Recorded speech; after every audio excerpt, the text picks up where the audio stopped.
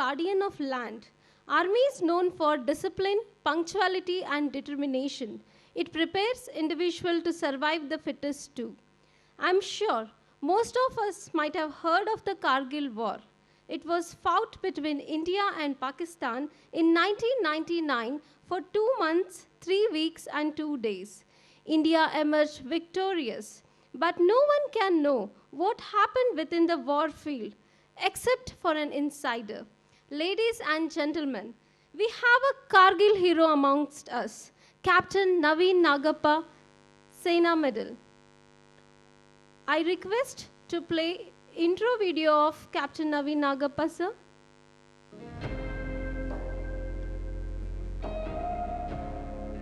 Captain Naveen Nagappa, Sena Medal, hailing from Hubli, Dharwadist. Captain Naveen AN is a graduate in mechanical engineering from Bapuji Institute of Engineering and Technology, Davangere. To realize his childhood dream of serving the nation, he decided to join Indian Army. After successful completion of his training at Indian Military Academy, Dehradun, Captain Naveen AN joined 13th Battalion, the Jammu and Kashmir Rifles during 1999. He volunteered to participate in Kargil War. With just 6 months of service behind him, he led a team of 120 soldiers to fight the enemy at point 4875. During the same attack, he had the privilege to lead the attack along with Rifleman Sanjay Kumar and Captain Vikram Batra, who were both awarded Paramveer Chakra. Captain Naveen fought very courageously during the war, destroying many enemies, bunkers, and eliminating many enemy soldiers. He had to fight the enemy in biting cold without food or water for more than 60 hours. During the final assault, he got severely injured by enemy grenades, sustaining injuries to both his legs. After 21 months of hospitalization and 8 major surgeries, he was declared medically unfit to serve in army and discharged from army. Due to his bravery shown during the Kargil War, he was awarded Sena Medal Gallantry. Captain Naveen Nagappa would be speaking on Kargil 1999, the war I fought, saga of courage and bravery in combat situations. So please come on the stage. Please welcome our Kargil hero, Captain Naveen Nagappa, with a big round of applause. Please, sir.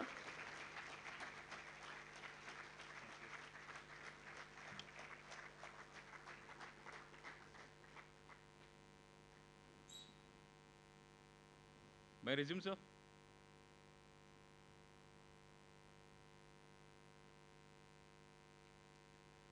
ಎಲ್ಲರಿಗೂ ನಮಸ್ಕಾರ. ಕನ್ನಡ ಬರುತ್ತೆ ಅಂತ ಅಂದ್ಕೊಂಡಿದ್ದೀನಿ. ಎಲ್ಲರೂ ಇಂಗ್ಲೀಷಲ್ಲಿ ಮಾತಾಡಿದರೆ ಅದಕ್ಕೆ ನಾನು ಕನ್ನಡದಲ್ಲಿ ಮಾತಾಡಬೇಕು. ಎಲ್ಲರಿಗೂ ಅರ್ಥ ಆಗುತ್ತಲ್ಲ ಕನ್ನಡ? ಗುಡ್. ಮೂಲತಃ ಹುಬ್ಬಳ್ಳಿಯವನು.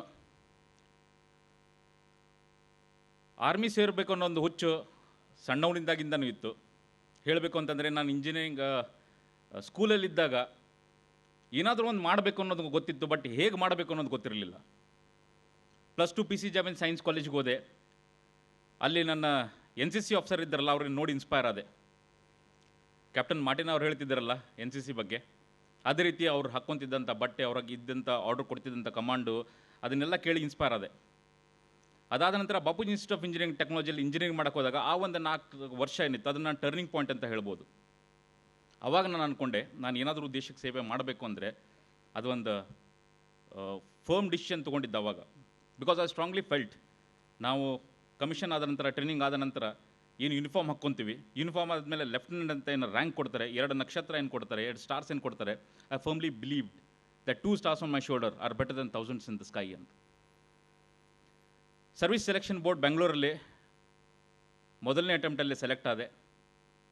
ಅದಾದ ನಂತರ ನಾನು ಸೇರ್ಕೊಂಡಿದ್ದು ಇಂಡಿಯನ್ ಮಿಲಿಟರಿ ಅಕಾಡೆಮಿ ಡೆಹ್ರಾಡೂನಲ್ಲಿ 1 ವರ್ಷ ಕಠಿಣ ಟ್ರೈನಿಂಗ್ ಆಯಿತು. ಅದಾದ ನಂತರ ನಾನು ಸೇರ್ಕೊಂಡಿದ್ದ unit 13th battalion Jammu and Kashmir rifles ಅಂತ.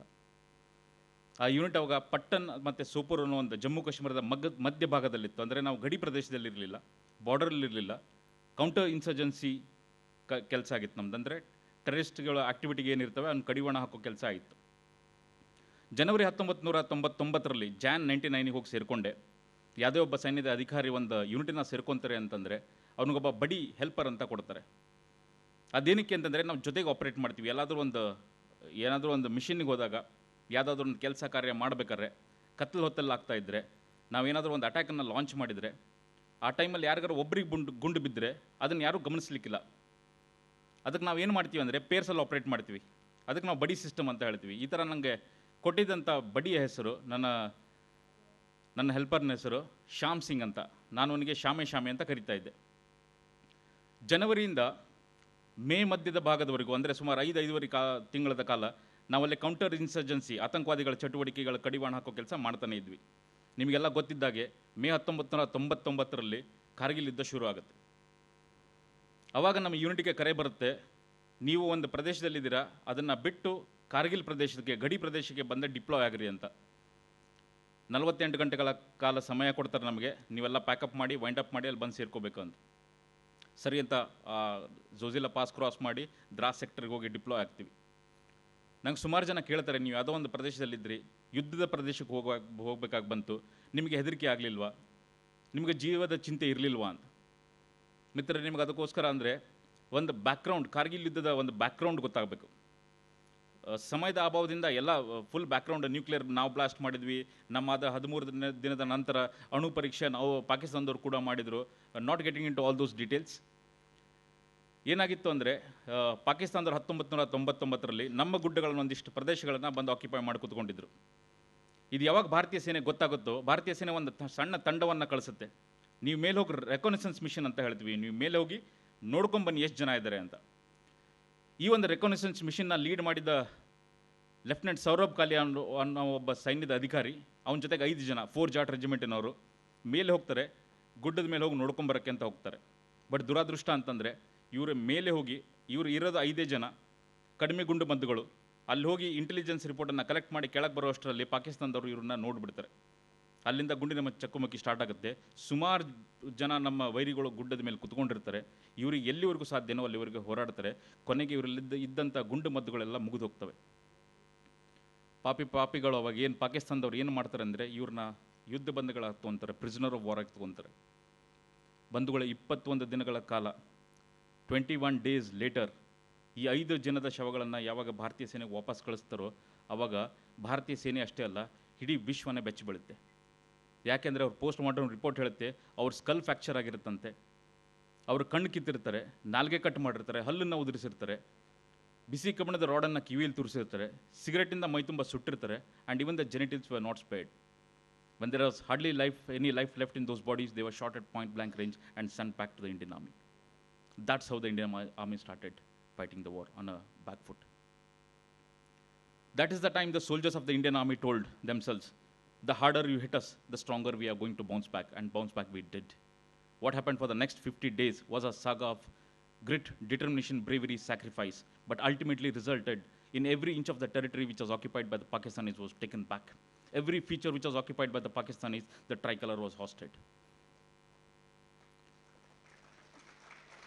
ನಾನು ಹೇಳಿದಾಗೆ ಸಮಯದ ಅಭಾವದಿಂದ ಎಲ್ಲ ಹೇಳಲಿಕ್ಕೆ ಆಗಲಿಕ್ಕಿಲ್ಲ.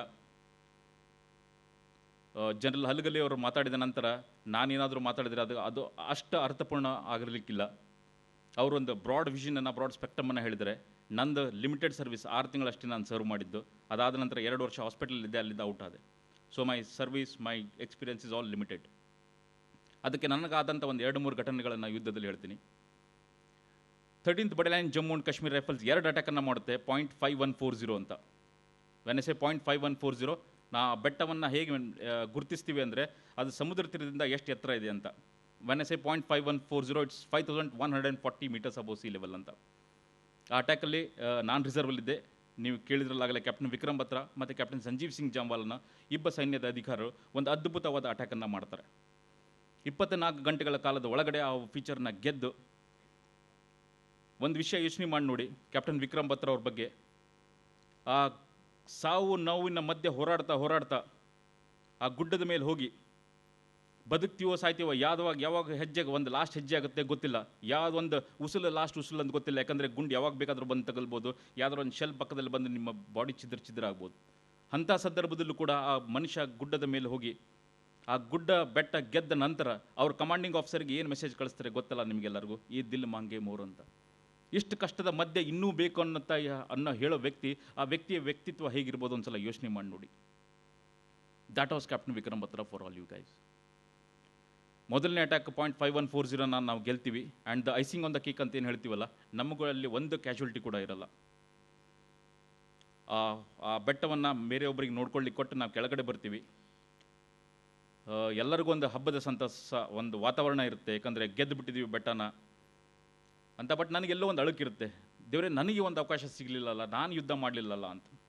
ಸೊ ನೆಕ್ಸ್ಟ್ ಅಟ್ಯಾಕ್ ನಮಗೆ ಒಂದು ಟಾಸ್ಕ್ ಬರುತ್ತೆ, 0.4875 ಅಟ್ಯಾಕ್ ಮಾಡಿ ಅಂತ. ಅವಾಗ ನಾನು ನಮ್ಮ ಕಮಾಂಡಿಂಗ್ ಆಫೀಸರ್ ಹತ್ರ ಹೋಗಿ ಕೇಳ್ತೀನಿ, ನಾನು ವಾಲಂಟಿಯರ್ ಮಾಡ್ತೀನಿ, ನನಗೆ ಯುದ್ಧಕ್ಕೆ ಕಳಿಸಿ ಅಂತ. ಅವ್ರು ಹೇಳ್ತಾರೆ, ನಿನಗೆ just put in 6 months of service, ನೀನು 6 ತಿಂಗಳು ಸರ್ವಿಸ್ ಆಗಿದೆ, ನೀನು ಯುದ್ಧಕ್ಕೆ ಹೆಂಗೆ ಮಾಡ್ತೀಯಾ? 120 ಜನ ಒಂದು ಕಂಪ್ನಿನ ಕರ್ಕೊಂಡೋಗ್ಬೇಕು, ಸುಮಾರು 100 ಜನ ಜವಾನ್ಸನ್ನು ಕರ್ಕೊಂಡೋಗ್ಬೇಕು ಅಂದರೆ ಅವ್ರನ್ನ ಹೇಗೆ ಕರ್ಕೊಂಡು ಹೋಗ್ತೀಯಾ ಅಂತ. He was a tough nut to crack. ಅವ್ರು ಒಪ್ತಾ ಇರಲಿಲ್ಲ, ನಾನು ಬಿಡೋನಲ್ಲ, ಹೇಗೋ ಮಾಡಿ ಒಪ್ಪಿಸಿದೆ, ಖುಷಿಯಾಗಿ ಹೊರಗೆ ಬಂದೆ. So cutting the story short, 4th July 1999 ಅಟ್ಯಾಕನ್ನು ನಾವು ಲಾಂಚ್ ಮಾಡಬೇಕಂತ ಒಂದು ಡೇಟ್ ಫೈನಲೈಸ್ ಆಗುತ್ತೆ. ನೀವು ಎಷ್ಟೋ ಮೂವಿದಲ್ಲಿ, ಥಿಯೇಟ್ರದಲ್ಲಿ, ಬುಕ್ಕಲ್ಲಿ ಎಲ್ಲ ಓದಿರ್ತೀರ, ನೋಡಿರ್ತೀರ, ಯುದ್ಧ ಮಾಡಿದ್ರು, ಗುಂಡು ತಗಲ್ತು, ಗೆದ್ದರು ಅಂತ ಕೇಳಿರ್ತೀರ. ಬಟ್ ಒಬ್ಬ ಸೈನಿಕನ ಮನಸ್ಥಿತಿ ಹೇಗಿರುತ್ತೆ ಅಂತಂದು ಗೊತ್ತಿರಲಿಕ್ಕಿಲ್ಲ ನಿಮಗೆಲ್ಲರಿಗೂ. ಅದರ ವಿಷಯನ ಒಂದು ಸ್ವಲ್ಪ ಟಚ್ ಮಾಡೋಕ್ಕೆ ಇಷ್ಟಪಡ್ತೀನಿ. ನಮ್ಮ ಯೂನಿಟಲ್ಲಿ ಒಂದು ಪದ್ಧತಿ ಇರುತ್ತೆ, ಅನ್ಪೋಸ್ಟೆಡ್ ಲೆಟರ್ಸ್ ಅಂತ ಹೇಳ್ತೀವಿ. ನಾನು I just put in 6 months of service, 100 ಜನ ಜವಾನ್ಸನ್ನ ನಿಂದಿರಿಸಿ ನಾನೊಂದು ಆರ್ಡರ್ನ, ಕಮಾಂಡನ್ನು ಕೊಡಬೇಕು.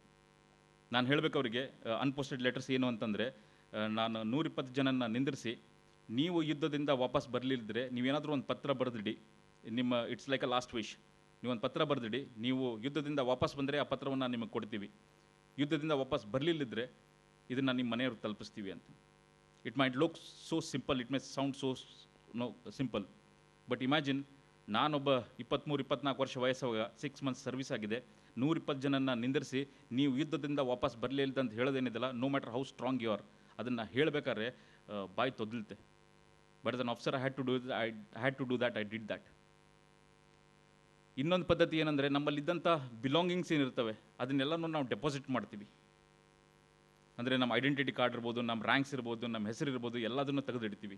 ಅದೇನಕ್ಕೆ ಅಂತಂದರೆ, ಬೈ ಚಾನ್ಸ್ ನಾವು ಅಲ್ಲೇನಾದರೂ ಯುದ್ಧಕ್ಕೆ ಹೋದಾಗ ನಮ್ಮನ್ನು ಯುದ್ಧ ಬಂದಿಗಳಾಗಿ ತೊಗೊಂಡ್ರೆ, ಸೆರೆ ಹಿಡಿದ್ರೆ ನಮ್ಮ ಐಡೆಂಟಿಟಿ ರಿವೇಲ್ ಆಗಬಾರ್ದು, ನಾವು ಯಾರು ಅಂತ ಗೊತ್ತಾಗಬಾರ್ದು ಅನ್ನೋ ಕಾರಣದಿಂದ ನಾವೆಲ್ಲದನ್ನು ಡೆಪಾಸಿಟ್ ಮಾಡ್ತೀವಿ. Again it look so simple, ನಿಮಗೆಲ್ಲ ಕೇಳಲಿಕ್ಕೆ ಎಷ್ಟು ಹೌದು ಅದೇನು ದೊಡ್ಡ ವಿಷಯ ಅಂತ. ಬಟ್ ಇಮ್ಯಾಜಿನ್ ಮಾಡಿ ನೋಡಿ, ಎಷ್ಟೋ ಜನ ಜವಾನ್ಸ್ನ ನಾನು ಅವ್ರ ಪರ್ಸ್ ಇರ್ಬೋದು, ಅವ್ರ ವಾಲೆಟ್ ಇರ್ಬೋದು, ಅದನ್ನು ತೆಗೆದು ಕಣ್ಣೀರು ಹಾಕ್ತಾ ಇದ್ದಾರೆ. ಅವ್ರ ತಂದೆ ತಾಯಿ ಇರ್ಬೋದು, ಅವ್ರ ವೈಫ್ ಇರ್ಬೋದು, ಅವ್ರ ಮಕ್ಕಳ ಫೋಟೋ ಅವ್ರು ನೋಡ್ತಾ ನೋಡ್ತಾ ಕಣ್ಣೀರು ಹಾಕ್ತಾ ಇಲ್ಲಿ ಹೋಗಿ ಡೆಪಾಸಿಟ್ ಮಾಡ್ತಾ ಇದ್ದಾರೆ. ಯೋಚನೆ ಮಾಡಿ ನೋಡಿ, ಆ ಟೈಮಲ್ಲಿ ಅವ್ರು ಏನು ಯೋಚನೆ ಮಾಡುತ್ತಿರ್ಬೋದು ಅಂತ, ಅವ್ರ ಮನಸ್ಸಲ್ಲಿ ಏನಿರ್ಬೋದು ಅಂತ. ಪ್ರಾಬಲಿ ಇದೇ ಕೊನೆ ಸಲ ನಾನು ಅವ್ರು ಜೀವಂತವಾಗಿ ಅವ್ರನ್ನ ನೋಡ್ತೀನೋ ಇಲ್ಲೋ ಅಂತ ಎಷ್ಟೋ ಜನ ಅನ್ಕೊತಿದ್ರು. 4ನೇ ತಾರೀಕು ಜುಲೈ 1990 ನಾವು ಇನ್ನೇನು ಅಟ್ಯಾಕಿಗೆ ಹೋಗ್ಬೇಕು. ನನ್ನ ಹೆಲ್ಪರ್ ಅಂತ ಏನು ಹೇಳಿದ್ದೆ, ಬಡಿ ಅಂತ ಏನು ಹೇಳಿದ್ದೆ, ಶ್ಯಾಮ್ ಸಿಂಗ್, ಅವರಿಗೆ ಹುಷಾರಿರಲಿಲ್ಲ. 3 ದಿವಸದಿಂದ ಅವರು ಜ್ವರ ಬಂದಿತ್ತು, ಅವ್ರಿನ್ನೂ ಫುಲ್ಲಿ ರಿಕವರ್ ಆಗಿರಲಿಲ್ಲ. ಅದಕ್ಕೆ ನನ್ನ ಸೀನಿಯರ್ ಜೋಸಿದ್ರು ಮೆಸೇಜ್ ಕೊಟ್ಟಿದ್ದೆ, ಅವ್ರು ಯುದ್ಧಕ್ಕೆ ಬರೋದು ಬೇಡ, ಯುದ್ಧಕ್ಕೆ ಹೋಗ್ತಾ ಇದ್ದೀವಿ, ಎಷ್ಟು ದಿನ ಆಗುತ್ತೋ ಏನೋ ಗೊತ್ತಿಲ್ಲ, ಅವ್ರು ಇನ್ನೂ ಫುಲ್ಲಿ ರಿಕವರ್ ಆಗಿಲ್ಲ ಅಂತ ಮೆಸೇಜ್ ಕೊಟ್ಟಿದ್ದೆ. ಬಟ್ ಯಾವಾಗಿದೆ ಆ ವ್ಯಕ್ತಿಗೆ, ಶ್ಯಾಮ್ ಸಿಂಗಿಗೆ ಯಾವಾಗಿದು ಗೊತ್ತಾಗುತ್ತೋ ಅವ್ನು ಓಡಿ ನನ್ನ ಹತ್ರ ಬರ್ತಾನೆ. ಆ್ಯಂಡ್ ಕೋಟ್ ಅನ್ಕೋಟ್ ಅವ್ನು ಹೇಳ್ತಾನೆ, ಸಾಬ್ ಅಚ್ಚೇ ದಿನ ಮೇ ಆಪ್ಕೆ ಸಾಥ್, ಅಂದರೆ ಒಳ್ಳೆ ಸಮಯದಲ್ಲಿ ನಿಮ್ಮ ಜೊತೆಗಿದೆ, ಈಗ ಒಂದು ಕಷ್ಟದ ಸಂದರ್ಭ ಬಂದಿದೆ, ನಿಮ್ಮನ್ನು ಹೇಗೆ ಕಳಿಸ್ಕೊಡ್ಲಿ ನಾನು? ಬೈ ಚಾನ್ಸ್ ನಿಮ್ಗೆ ಅಲ್ಲಿ ಯುದ್ಧದಲ್ಲಿ ಏನಾದರೂ ಆಗಿಬಿಟ್ರೆ ನಾನು ನನ್ನ ಮಕಾನ ನನ್ನ ಯೂನಿಟಲ್ಲಿ, ನನ್ನ ಫ್ಯಾಮಿಲಿಯಲ್ಲಿ ಹೇಗೆ ತೋರಿಸ್ಕೊಂಡು ಓಡಾಡಲಿ ಅಂತ. ಅವ್ನಿಗೆ ಇದ್ದಿದ್ದಂಥ ಒಂದು ಕಮಿಟ್ಮೆಂಟ್ ನೋಡಿ, ಸರಿಯಪ್ಪ ನೀನು ಬಾ ಜೊತೆಗೆ ಅಂತಂದು ಕರೆದೆ. 4ನೇ ತಾರೀಕು ಜುಲೈ 1999 ಕತ್ಲಾಗ್ತಾ ಇದೆ, ನಾವು ಯುದ್ಧಕ್ಕೆ ಹೊರಡ್ತಾ ಇದ್ದೀವಿ. ನಮ್ಮ ಯೂನಿಟಿನ ವಾರ್ ಕ್ರೈ ಅಂತ ಹೇಳಿ ಹೇಳ್ತೀವಿ, 13th Battalion Jammu and Kashmir ರೈಫಲ್ಸ್ನ ವಾರ್ ಕ್ರೈ ದುರ್ಗೆ ಮಾತಾ ಕಿ ಜೈ ಅಂತ. ಯಾವಾಗ ಒಂದು ಸಲ ದುರ್ಗೆ ಮಾತಾ ಕಿ ಜೈ ಅಂತ ಕೂಗಿದ್ವೋ ಅಲ್ಲಿವರೆಗೂ ನಮಗೇನಾದರೂ ಒಂದು ಸ್ವಲ್ಪ ಫಿಯರ್ ಆಫ್ ಅನ್ಸರ್ಟನ್ಟಿ ಅಂತ ಹೇಳ್ತಾರಲ್ಲ, ಅದೇನೋ ಇತ್ತೋ ಏನೋ, ಒಂದಿಷ್ಟು ಜೀವದ ಭಯ ಇತ್ತೇನೋ, ಫ್ಯಾಮಿಲಿ ಬಗ್ಗೆ ಯೋಚನೆ ಇತ್ತೋ ಏನೋ. ಬಟ್ ಅಲ್ಲಿಗೆ ಕತ್ಲಾಗ್ತಿದ್ದಂಗೆ ಒಂದು ಸಲ ದುರ್ಗೆ ಮಾತಾ ಕಿ ಜೈ ಅಂತ ಕೂಗಿ ಏನೊಂದು ಹೆಜ್ಜೆ ಇಟ್ಟು, ಅದಾದ ನಂತರ ನಮ್ಮ ತಲೆಯಲ್ಲಿ ಇದ್ದಿದ್ದು ಒಂದೇ ಒಂದು, ಹೇಗಾದರೂ ಮಾಡಿ 0.4875 ಮೇಲೆ ಭಾರತದ ಬಾವುಟವನ್ನು ಹಾರಿಸಬೇಕು ಅನ್ನೋದು ಬಿಟ್ಟರೆ ನನ್ನ ತಲೆಯಲ್ಲಿ ಏನೂ ಇರಲಿಲ್ಲ. ಒಂದು ಬೆಟ್ಟ ಅಟ್ಯಾಕ್ ಮಾಡ್ತಿದ್ದೀವಿ, ಒಂದು ಗುಡ್ಡನ ಅಟ್ಯಾಕ್ ಮಾಡ್ತಿದ್ದೀವಿ, ಒಂದು ಫೀಚರ್ನ ಅಟ್ಯಾಕ್ ಮಾಡ್ತಿದ್ದೀವಿ ಅಂದರೆ, ಗುಡ್ಡದ ತುದಿ ಮೇಲೆ ಒಂದು ಬಂಕರ್ ಕಟ್ಕೊಂಡು ಒಂದು 4 ಜನ ಕುಂತಿರ್ತಾರೆ ಆಗಿರಲ್ಲ. ಸುಮಾರು ದೊಡ್ಡ ಬೆಟ್ಟ, ಎಷ್ಟೋ ಸಂಗಡ ಮತ್ತು ಬಂಕರ್ಗಳನ್ನ ಕಟ್ಕೊಂಡಿರ್ತಾರೆ. ಒಂದೊಂದನ್ನೇ ಕ್ಲಿಯರ್ ಮಾಡ್ತಾ ನಾವು ಮೇಲೆ ಹೋಗಬೇಕಾಗುತ್ತೆ. 5ನೇ ತಾರೀಕು ಬೆಳಗಿನ ಜಾವ, ಇನ್ನೂ ಬೆಳಕಾಗಿರಲಿಲ್ಲ, ನಾವು ಫಸ್ಟ್ ಬಂಕರ್ನ ಎನ್ಕೌಂಟರ್ ಮಾಡಿದ್ವಿ. ಆವಾಗ ನಾನೇನು ಅಂದ್ಕೊಂಡೆ, ಇನ್ನೂವ್ರಿಗೊಂದು ಸರ್ಪ್ರೈಸ್ ಎಲಿಮೆಂಟ್ ಇದೆ, ಅವರಿಗೆ ಗೊತ್ತಿಲ್ಲ ನಾವು ಬಂದಿದ್ದೀವಿ ಅಂತ. ನಾವೇನಾದರೂ ಎಲ್ಲರೂ ಒಂದೇ ಸಲ ಅಟ್ಯಾಕ್ ಮಾಡೋಕ್ಕೆ ಹೋದರೆ ಸೌಂಡ್ ಆಗುತ್ತೆ, ನ್ಯಾಚುರಲಿ ಅವ್ರು ಎಚ್ಚರಗೊಳ್ತಾರೆ.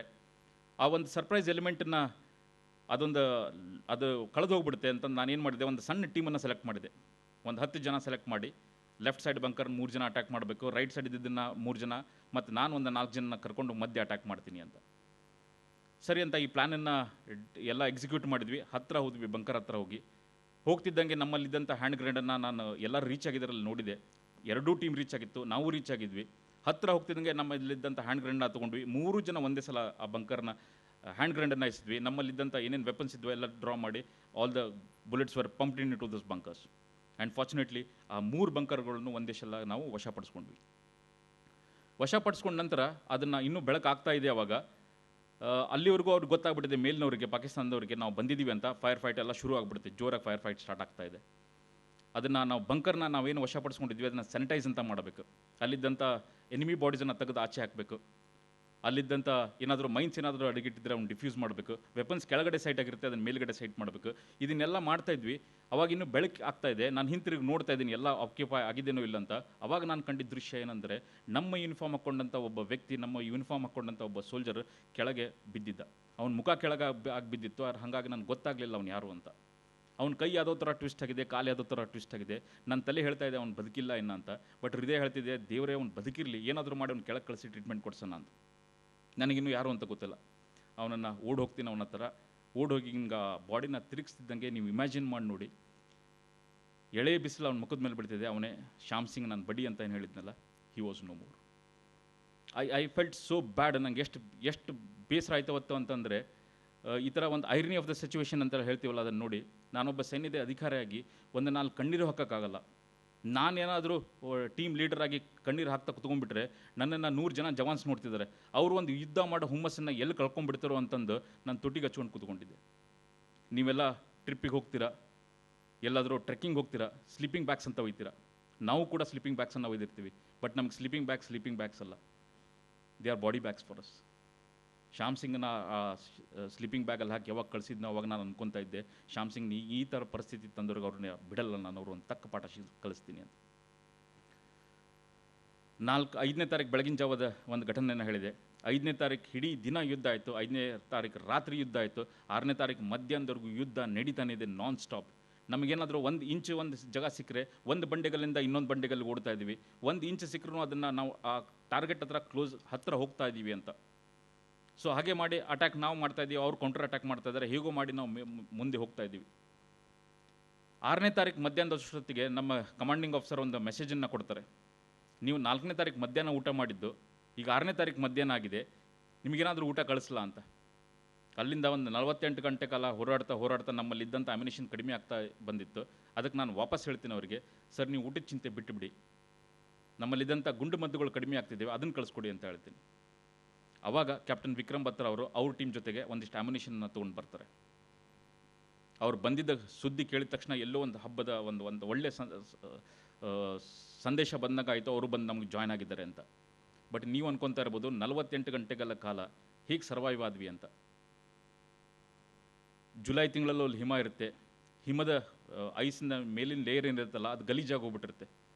ಯಾರಾದರೂ ಶೆಲ್ಲಿಂಗ್ ಆಗಿ ಕಪ್ಪಾಗಿ ಹೋಗಿರುತ್ತೆ, ಯಾರಿಗಾದ್ರೂ ಗುಂಡು ತಗಲಿದ್ರೆ ಅದು ಸೋರಿ ರಕ್ತ ಸೋರಿ ಗಲೀಜಾಗಿ ಹೋಗ್ಬಿಟ್ಟಿರುತ್ತೆ. ಆ ಮೇಲಿನ ಲೇಯರ್ ಐಸ್ ಏನಿದೆಲ್ಲ ಅದನ್ನ ತೆಗೆದು ಕೆಳಗಿನ ಲೇಯರ್ ಐಸ್ ಒಂದು ಫ್ರೆಶ್ ಏನಿತ್ತಲ್ಲ ಅದನ್ನು ಬಾಯಲ್ಲಿ ಹಾಕ್ಕೊತಾ ಇದ್ವಿ.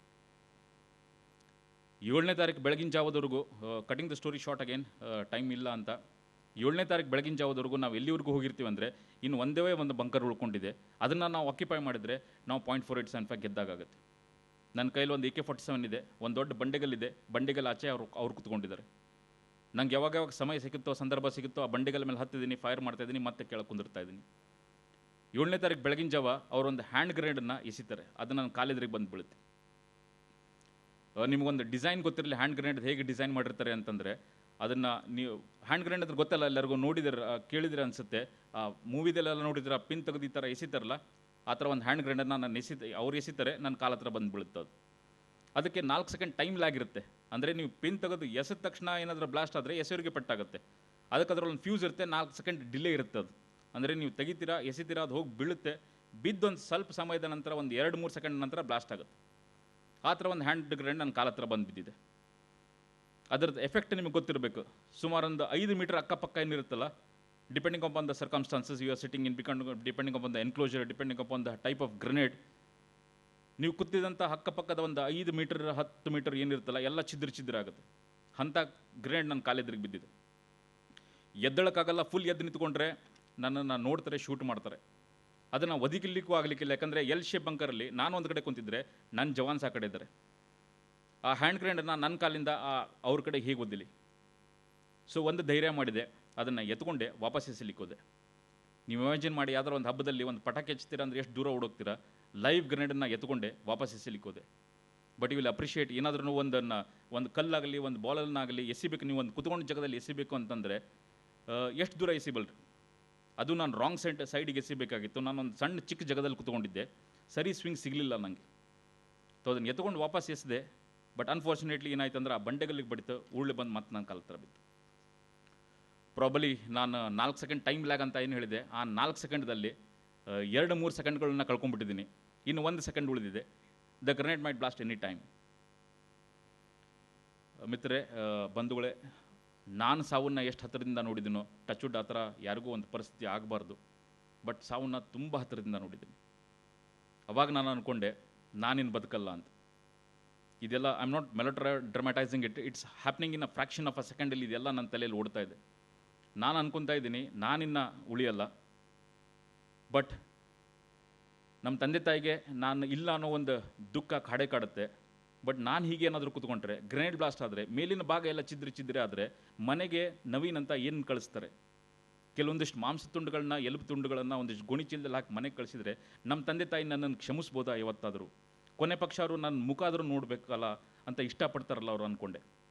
ದೇವರಲ್ಲಿ ಒಂದೇ ಒಂದು ಬೇಡಿಕೆ ನೆಟ್ಟೆ, ದೇವರೇ ನಾನೇನು ಬದುಕಲ್ಲ ಗೊತ್ತು, ಬಟ್ ಅಟ್ಲೀಸ್ಟ್ ನನ್ನ ಮುಖ ಇಂಟ್ಯಾಕ್ಟ್ ಆಗಿರಲಿ ಅಂತ ಬಲಗಡೆಗೆ ಜಿಗಿದ ತಕ್ಷಣ ದ ಗ್ರೆನೇಡ್ ಟುಕ್ ಆಫ್. ಇಷ್ಟು ಜೋರಾಗಿ ಬ್ಲಾಸ್ಟ್ ಆಯಿತು ಅಂತಂದರೆ ಫಾರ್ ದ ನೆಕ್ಸ್ಟ್ 10 ಸೆಕೆಂಡ್ಸ್ ನನಗೇನಾಗ್ತಿದೆ ಏನೋ, I was in a state of hallucination. ಏನಾಗ್ತಿದ್ದೀನಿ, ಬದುಕಿದ್ದೀನೋ ಸತ್ತಿದ್ದೀನೋ ಗೊತ್ತಾಗ್ತಾ ಇಲ್ಲ. ಕಿವಿಯಲ್ಲಿ ಗುಯ್ಗುಟ್ಟೋ ಸೌಂಡ್ ಬರ್ತಾ ಇದೆ. ಸ್ಮೆಲ್ ಆಫ್ ಕಾರ್ಡೈಟ್ ಅಂತ ಹೇಳ್ತೀವಿ, ಸ್ಮೆಲ್ ಆಫ್ ಬರ್ನ್ಡ್ ಫ್ಲೆಶ್ ಅಂತ ಹೇಳ್ತೀವಿ, ಅದೆಲ್ಲ ಬರ್ತಾ ಇದೆ. ಡಸ್ಟ್ ಆಗಿಬಿಟ್ಟಿದೆ ತುಂಬ. ನಾನು ಕುಂತಿದ್ದಂಥ ಬಂಕರ್ ಕೊಲ್ಯಾಪ್ಸ್ ಆಗಿಬಿಟ್ಟಿದೆ. That is the time the first thing I notice is captain Vikram Batra ಅವ್ರು ಓಡಿ ಬಂದಿದ್ದಾರೆ ನನ್ನ ಹತ್ರ. ಫೈರ್ ಮಾಡ್ತಾನೆ ಇದ್ದಾರೆ. ನನ್ನ ಜವಾನ್ಸಿಗೂ ಗೊತ್ತಾಗಿದೆ ನವೀನ್ ಸಾಬಿಗೆ ಪೆಟ್ಟು ಬಿದ್ದಿದೆ ಅಂತ, ಅವರು ಫೈರ್ ಮಾಡ್ತಾರೆ. ಇನ್ನೂ ಡಸ್ಟ್ ಸೆಟ್ಲ್ ಆಗ್ತಾ ಇದ್ದಂಗೆ ಅವ್ರು ಫಸ್ಟ್ ಮಕ್ಕ ನೋಡಿದ ಕ್ಯಾಪ್ಟನ್ ವಿಕ್ರಮ್ ಬತ್ರ ಅವ್ರದ್ದು.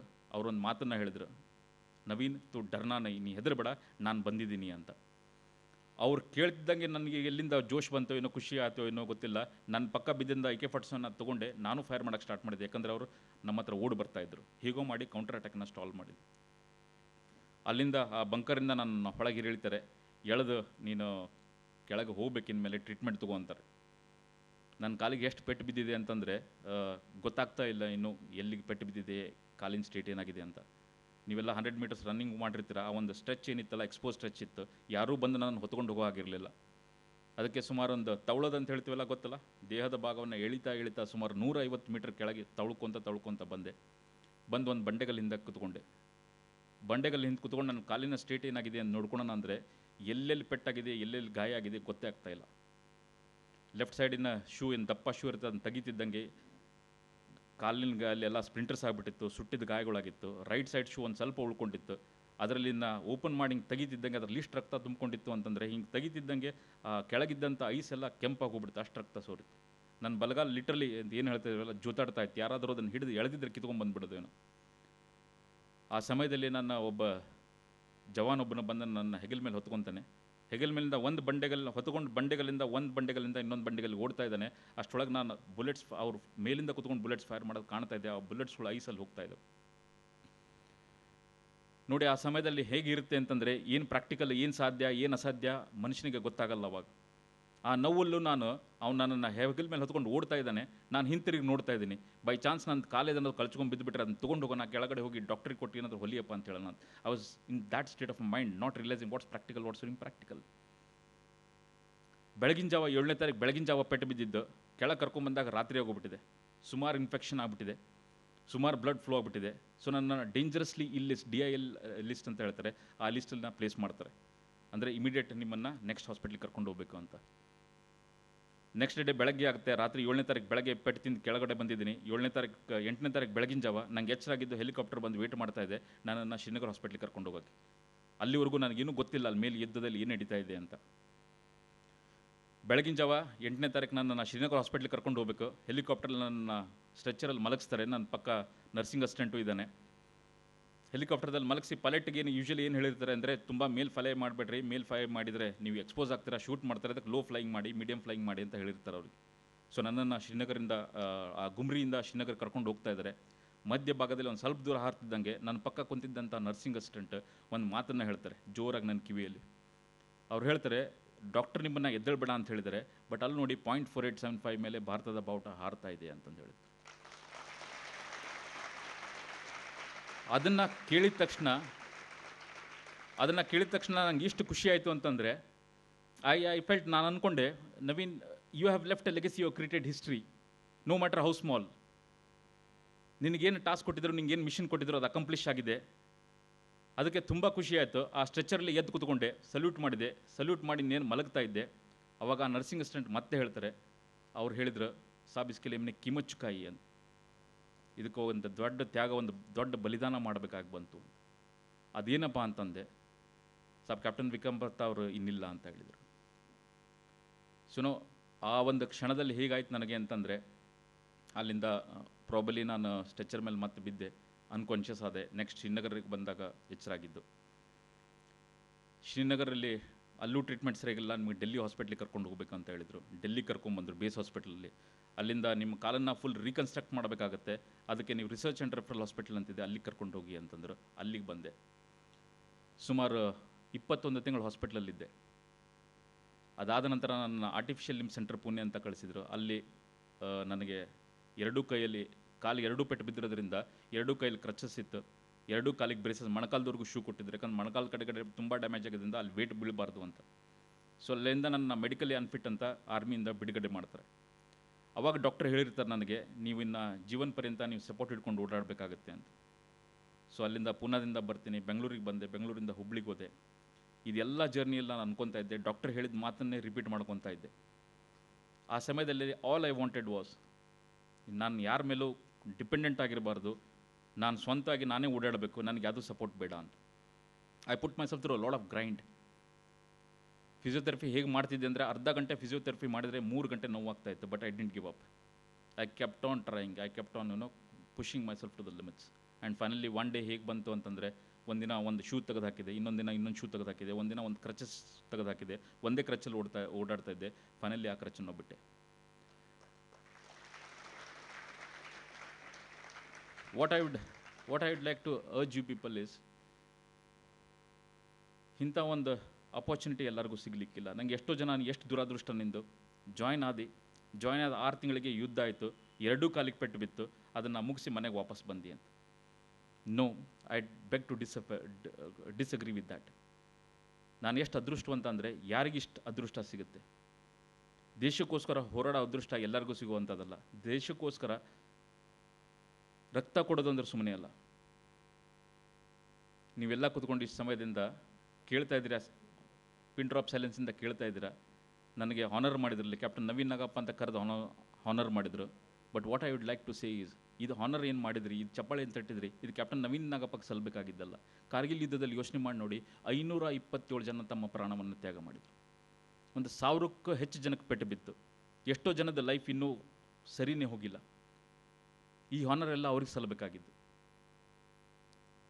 ನಾನು ಬೆಟ್ಟದ ಮೇಲೆ ಹೆಲಿಕಾಪ್ಟರಲ್ಲಿ ಹಾರ್ತಾ ಇರಬೇಕಾದ್ರೆ ನನಗೇನು ತೋರಿಸಿದ್ರಲ್ಲ .4875 ಮೇಲೆ ಭಾರತದ ಬಾವುಟ ಹಾರ್ತಾ ಇದೆ ಅಂತ, ನಾನೇನು ಅಂದ್ಕೊಂಡೆಲ್ಲ. ಹೌದು, you have created history, you have left a legacy.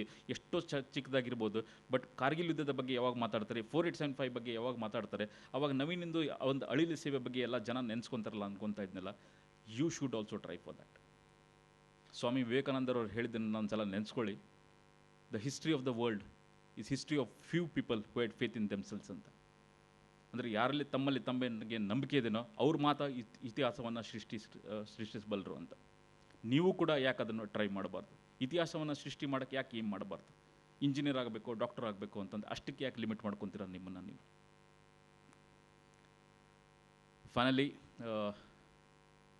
I would like to thank the people of Bidar, global Sainik academy ಅವರು ಈ ಒಂದು ಪ್ಲ್ಯಾಟ್ಫಾರ್ಮನ್ನು ಕೊಟ್ಟಿದ್ದಕ್ಕೆ, ನನ್ನ ಜೊತೆ ನಿಮ್ಮ ಜೊತೆಗೆಲ್ಲರಿಗೂ ಈ ಒಂದು ನನ್ನ ಅಳಿಲು ಸೇವೆಗಳನ್ನು ಹಂಚಿಕೊಳ್ಳಲಿಕ್ಕೆ ಒಂದು ಅವಕಾಶ ಮಾಡಿಕೊಟ್ಟಿದ್ದಕ್ಕೆ ನಿಮ್ಮೆಲ್ಲ ಜನರಿಗೂ ಧನ್ಯವಾದಗಳನ್ನು ಸಲ್ಲಿಸ್ತೀನಿ.